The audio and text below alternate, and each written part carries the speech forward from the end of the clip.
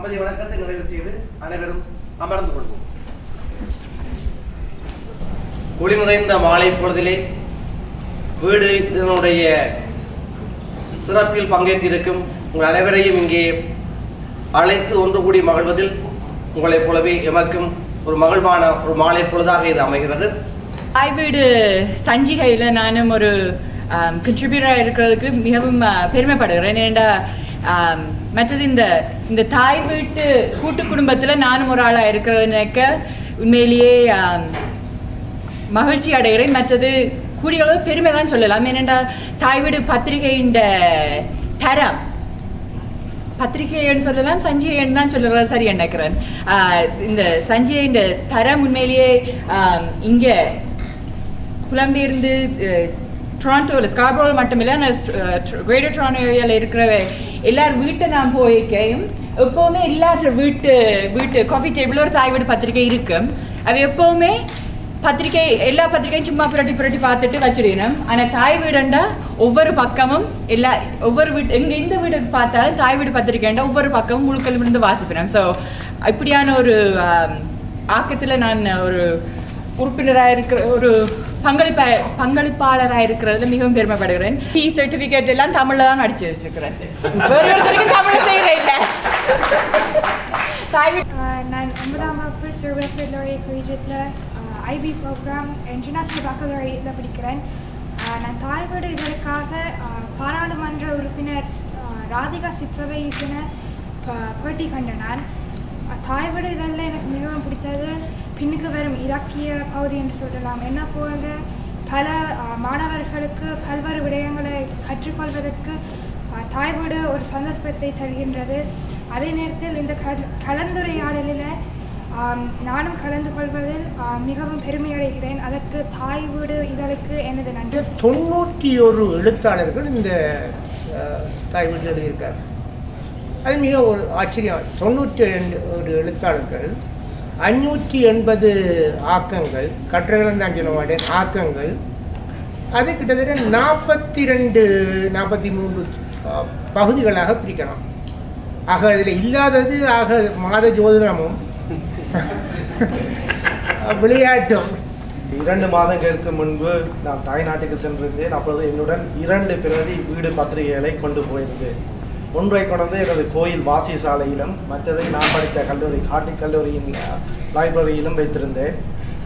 அங்கு ஒரு 2 நாட்கள் கழித்து போன போது எனக்கு தமிழ் படித்த மாஸ்டர்ஸ் ஆசிரியர்மார்கள் கேட்டார்கள், இப்படியான ஒரு தரமான பத்திரிகை இந்த நாட்டிலேயே வருவது இப்பொழுது குறைவு, கனடா நாட்டில் போய் இப்படி வந்து கொண்டிருக்கிறது என்று சரியாக ஒரு ஆச்சரியமாக கேட்டார்கள். I'm very, very happy to come here, and first of all, I thank Kuma as my best friend. We are very, very good friend. Thanks him, invite me come. I come from a printing company. I print the newspaper. You know what newspaper? Thai Mail, Thai Video. Actually, I don't know much before about Thai Mail. From Kuma, only from him, he's first one I know the Thai Mail. He's the very first one.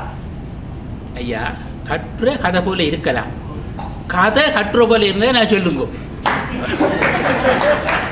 எதுக்காக சொல்ல வர்றேன்டா, எந்த ஒரு கஷ்டமான விஷயத்தை எடுத்தாலும் அதை கொஞ்சம் எளிமையாகவும் சிம்பிளாகவும் கொஞ்சம் சுவாரஸ்யமாகவும் சொல்ல.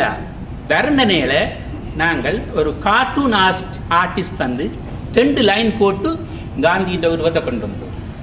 அதுபோல் ஒரு 2 வரியில் ஒரு விஷயத்தை சொல்ல முடியும்டா அதை சொன்னால் என்ன, எதுக்காக 10 வரி 15 வரி என்று இழுக்க வேணும்? ஒரு தடவை ஆசிரியர் தலையங்கத்தில் ஒரு எழுத்துப்பிழை என்றால் கண்கொத்தி பாம்பாக அல்லது கண்ணில் எண்ணெய் விட்டு கொண்டு பார்ப்பவர்கள் இங்கே இருக்கின்றார்கள். அதில் ஒருவர் கவிஞர் கந்தவனர். உண்மையிலேயே இவருக்கு பயத்திலேயே நாங்கள் 4 தடவை எழுத்தை பிளதி பார்ப்போம். நன்றி கவிஞருக்கு. இதை கவிஞர் மட்டுமல்ல, எல்லோருமே செய்ய வேண்டும். அதான் நீங்க நாங்கள் எதிர்பார்ப்பது. எல்லோருமே, எந்தவித தயக்கமும் தேவையில்லை. திலீப் குமார் அவர்களின் தொலைபேசி எண் எழுதுகின்ற எல்லோரிடமும் இருக்கும்.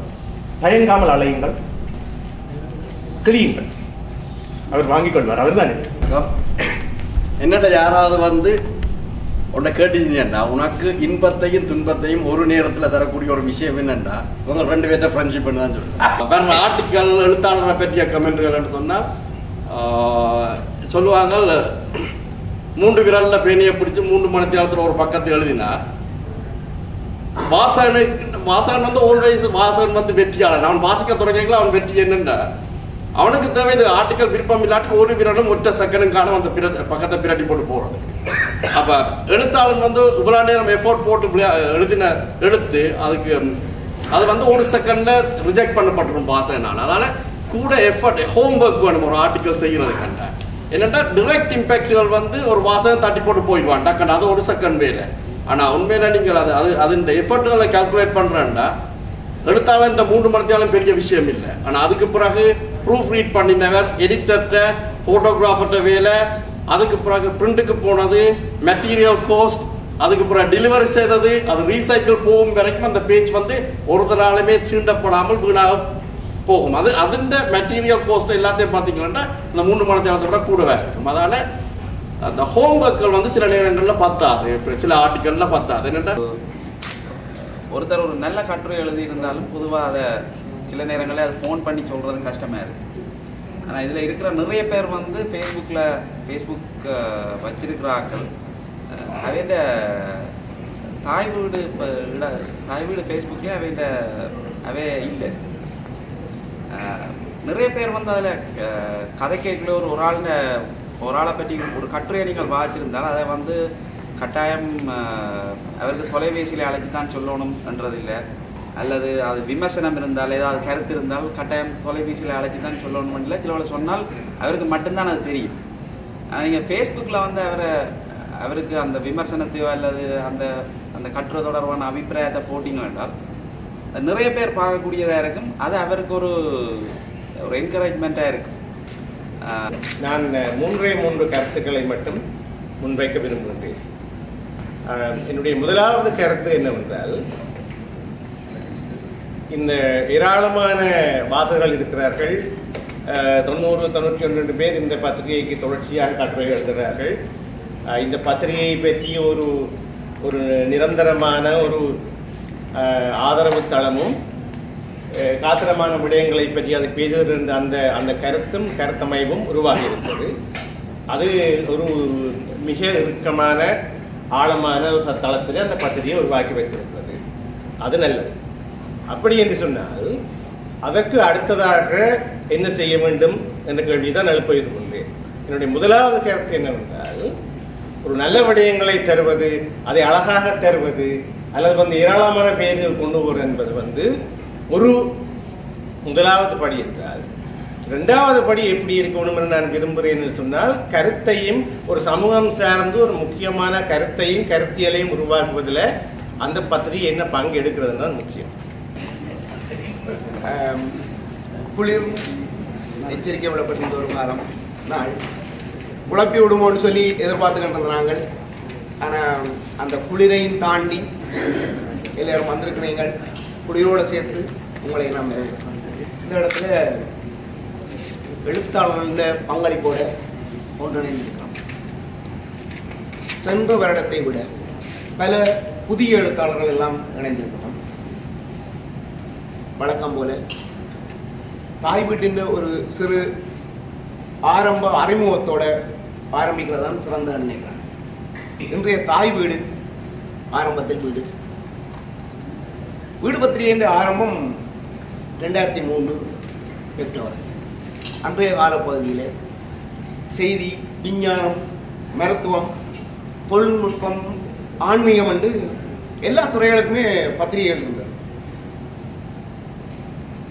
அதே நேரத்தில் புலம்பெயர் சூழல்ல வீடும் வாழ்வியலும் சம்பந்தமான பத்திரிகைகள் இருக்கையில்